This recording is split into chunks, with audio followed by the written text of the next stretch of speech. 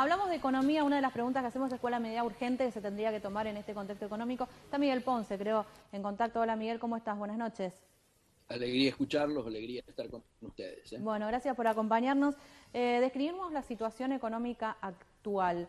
Creo que la última que hablamos fue el año pasado, así que pasaron varios meses y ya era preocupante la situación. Ahora, avanzando en el mes de mayo, pareciera que al menos a la cuestión inflacionaria todavía no se le encuentra la solución, la respuesta.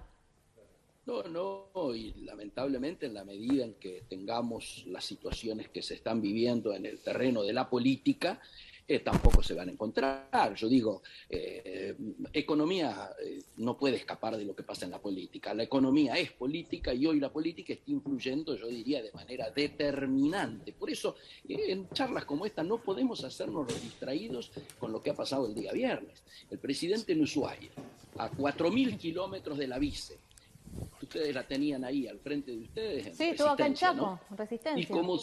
Y como si esa distancia física fuese simbólica de lo que estaba ocurriendo, ella volvió a dar un paso más en mostrar la destrucción del ex frente de todos contra todos. Y no solo porque ahí en Resistencia se cantó Alberto Traidor, sino que el acto lo convocó desde Unidad Ciudadana, no desde el frente de todos. O sea, desde el viernes, digámoslo con todas las letras, esta realidad que sabíamos existía ya desde antes, han partido los bloques oficialistas del Congreso, o sea, en el poder legislativo está la fractura, y esto afecta el funcionamiento de ese poder, y también han partido el poder ejecutivo, que ahora claramente aparece loteado entre las fracciones. Lo más grave, obviamente, está ocurriendo en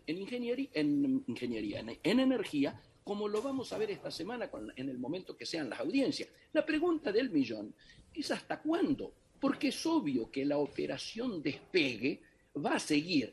Quiero explicarlo. Cristina primero se despegó del acuerdo con el fondo y junto con Milei y los troscos, la cámpora nos quiso empujar al default y la responsabilidad de la oposición por un lado y los sectores del oficialismo que siguieron a los gobernadores y al presidente responsablemente lograron evitarlo. Así que ese despegue objetivamente le salió barato al kirchnerismo en general. Ahora, ante la derrota de la guerra contra la inflación, que vos bien lo decías recién, y esta semana vamos a tener una ratificación a partir de que se conozca el jueves el índice, están buscando despegarse ahora ya del propio gobierno que pidieron que votáramos. Es una extraña figura esta que se está viviendo del opooficialismo, ¿no? Me opongo al gobierno, pero no renuncio, no me voy, porque, como ya lo adelantó el Cuervo, el gobierno es nuestro, ¿cómo nos vamos a ir? Entonces, pero lo que tiene que saber la gente, lo que tienen que saber los que lo siguen a ustedes, que son tantos, los que lo miran a ustedes, es que esto no es gratuito. Si quedara solamente en el debate político, tendría un determinado valor. Pero esto impacta de manera directa en la vida económica y social de la gente, particularmente de los que menos tienen. Miguel, porque digamos, sí. Mi nombre es Martín Varela, buenas noches. Martín, ¿cómo te va? Lo seguí con mucha atención y le pregunto lo siguiente. El kirchnerismo, fundamentalmente a través de La Roque y de algunas personas que se pronunciaron, entienden que hay fundamentalmente una responsabilidad electoral en Martín Guzmán por las medidas que ha tomado y que esto le ha costado la derrota de la elección intermedia. Ahora, la pregunta es, si caminara en dirección contraria a Martín Guzmán, ¿frente a qué escenario estaríamos todos los argentinos?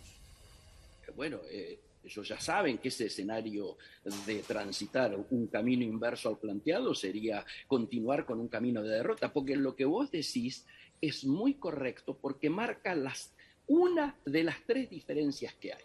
¿Cuáles son las tres diferencias? Hay diferencias en la lectura del pasado, hay diferencias en cómo se lee el presente y cómo actuar en el presente, que es tu pregunta, porque hay también diferencias en cómo miran el futuro. En el pasado, mientras el gobierno dice hicimos demasiado discurso que nos alejó del pensamiento inicial cuando lo llevamos a Alberto de candidato y salimos a pelearnos, etcétera, etcétera, y por eso perdimos.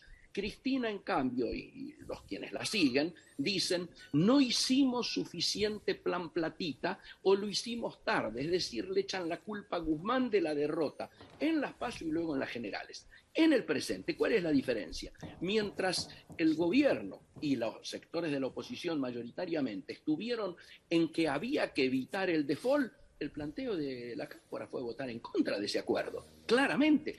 ¿Y por qué? Porque las diferencias principales son en el futuro.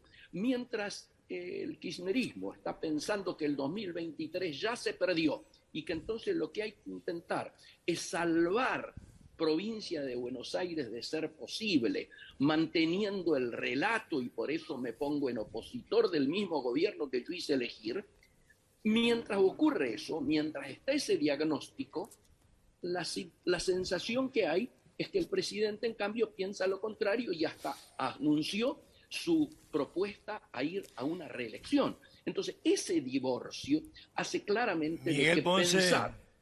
te puedo sacar del tema político que ahora estamos por discutir. Acá tenemos un albertista y un cristinista, así que estamos por entrar Me en encanta. Y Sí, te llevo a la política, te digo a la economía, perdón, viste, ya me perdí. Con 10.3 de crecimiento en el año pasado, con 1.200.000 puestos de trabajo formales creados, con un desempleo que bajó al 7%, con una inversión extranjera directa que supera el 7% también, y con una inflación y un índice de pobreza que siguen altísimos. ¿Para dónde tiene que arrancar la economía? Dejemos un rato la política. Yo creo que claramente hay que intentar conseguir elaborar un programa que sea claramente antiinflacionario, porque lo que está perjudicando al conjunto de la sociedad hoy es el no lograr derrotar o frenar por lo menos, o aliviar por lo menos el tema inflacionario. Que sea un programa sustentable y que sea un programa no recesivo, porque lo que no se está viendo acá es que con esos números que vos bien decís, hay una fantasía de que estamos en un proceso de recuperación. Cuando el Pero eso no es fantasía, son números muy duros de mejora económica. Pero son números del pasado. Estamos hablando de que estamos entrando en un proceso recesivo. Es más, estamos entrando en un proceso de estanflación a nivel mundial. Y también en Argentina eso sí. mucho más acentuado. ¿Por qué? Porque nosotros empezamos ya en un proceso de frenate de la economía vinculado al aumento de la situación que se da con el tema de la guerra y de las tasas de interés de los Estados Unidos, ¿no es cierto? El aumento de las tasas, la inflación internacional y este famoso vuelo a la calidad que hace que los capitales salgan de los países emergentes, o por lo menos la toma de decisiones, de inversiones y de continuar con la actividad se frene hasta ver que se achique la incertidumbre. Bueno, nosotros a esa incertidumbre a nivel internacional le agregamos más incertidumbre a nivel local. Entonces esto hace francamente muy difícil pensar. Estas semanas son 4 hechos claves. 3 días de marchas sucesivas piqueteras. El jueves el INDEC, como les decía recién, nos va a decir cuánto bajó la inflación en abril. Viene la misión del fondo a revisar por primera vez el acuerdo, aunque algunos dicen va a ser una visita virtual. Y lo más importante, empiezan las audiencias públicas por las tarifas energéticas. Bueno, los funcionarios acá, como si fuesen turistas extranjeros, no van a concurrir. ¿What? No existe.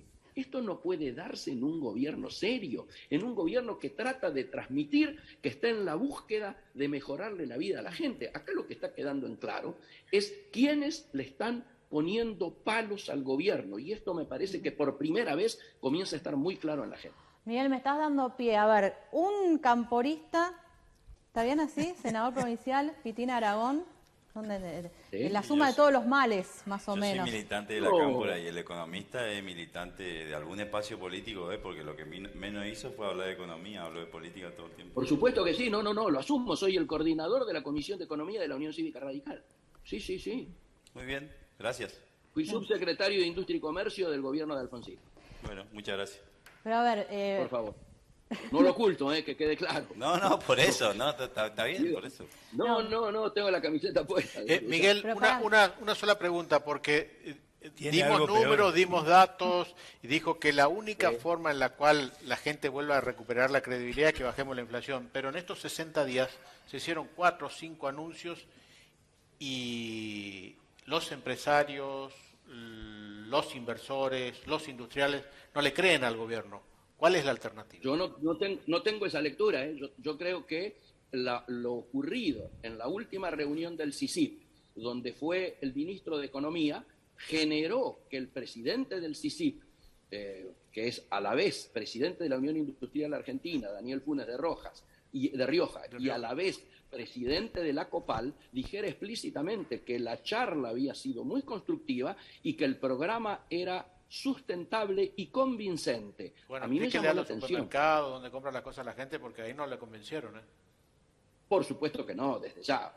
Una cosa es la economía real y otra cuestión, pero me pareció que te referías a que el empresariado, la cúpula empresaria, estaba en contra modifica los precios? ministro. ¿Quién cambia los precios en este país? Los industriales, los empresarios, no cambia el consumidor. Entonces no le creen al gobierno.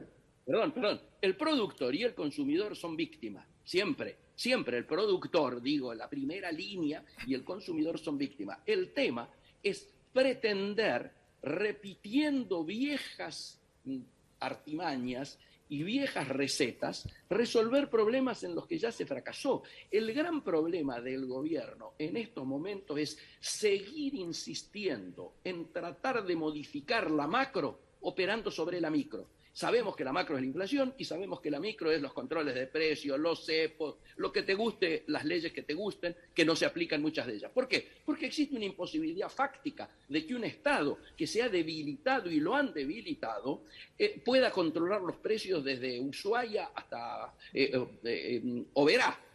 Es imposible.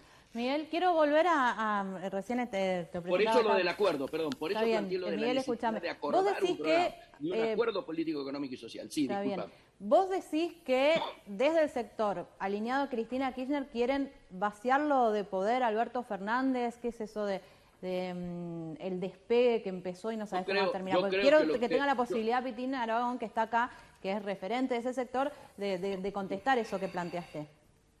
Me parece muy bien. Yo creo que no lo quiere ni echar a Alberto, ni quiere echar a Guzmán. Lo único que le interesa es aparecer despegándose para mantener el relato. Bueno, Miguel, en el fondo lo que hay es no sé si coincidirás conmigo o no, una discusión acerca de cómo se hace la cosa. Si, como están haciendo Guzmán y Alberto, yéndose a Bariloche y juntándose con unos, o como hicieron el viernes en el hotel, no vamos a decir el nombre, en el Hotel Caté de Buenos Aires, con el Consejo Interamericano de Comercio y Producción, donde estuvieron los principales empresarios de la Argentina, entre ellos los formadores de precios que decía Marcelo, supuestamente para tratar de consensuar con el gobierno, y ahí es donde Cristina y otros economistas de la Cámpora y no de la Cámpora le dicen, mirá, con estos tipos no vamos a llegar a nada, y el gobierno cree, o aplicar mano dura, que hasta ahora tampoco la aplicamos. No la aplicó, no me acuerdo cómo se llamaba la chica que estaba antes, no la aplicó Feletti, hasta ahora. Tenemos ley de defensa de la competencia, ley de góndola, ley de abastecimiento, ley de no sé cuánto, y nadie, las provincias tampoco, ojo, los gobiernos provinciales somos cómplices de esto. Nadie le pone el cascabel al gato. Correcto. Sí, yo insisto, creo que los caminos que hay que intentar transitar son caminos de acuerdo, son caminos de consenso, son caminos de construcción de poder. Y a mi juicio la construcción del poder hoy pasa por volver a recrear la alianza de los sensatos que impidieron que nos empujaran al default. Esa alianza, hoy yo hago una convocatoria más que al oficialismo. Los sectores del oficialismo, lógicamente, que están alineados con los gobernadores y con el presidente de la Nación, seguramente van a estar también allí. Pero hago un llamamiento a la oposición y esencialmente a muchos de los halcones que siguen pensando que cuanto peor mejor y que ahora están aferrados a un viejo lema de la política que es: cuando ves equivocarte a tu enemigo o a tu adversario, no lo interrumpas. No, señores, acá nosotros tenemos que volver a construir la alianza de la sensatez, de la responsabilidad y hasta diría del patriotismo para intentar encontrar un camino que nos saque de esta situación tan difícil en la que nos encontramos. Miguel, gracias por tu tiempo. Gracias a ustedes, Bueno, a ver si Quedo a ahora sí disposición. me... Gracias, Chao. gracias, Miguel. Bueno, a ver si ahora sí me dejan, porque... A ver, serían lo opuesto a la sensatez. Empezó el operativo despegue para poder mantener